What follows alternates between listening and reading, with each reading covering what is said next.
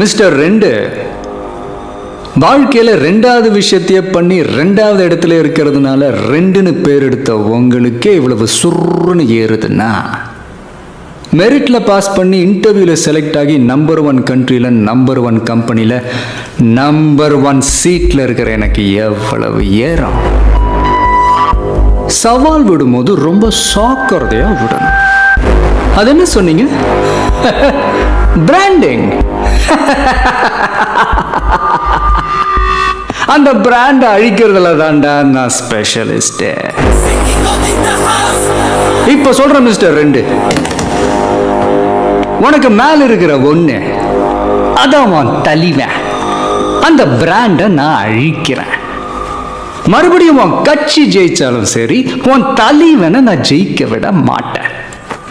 அவர் எந்த தொகுதியில நின்னாலும் நான் அங்க எதிர்த்து நிக்கிறேன். அந்த பிராண்ட நான் கிழின்னு கிழிச்சு காட்டுறேன்.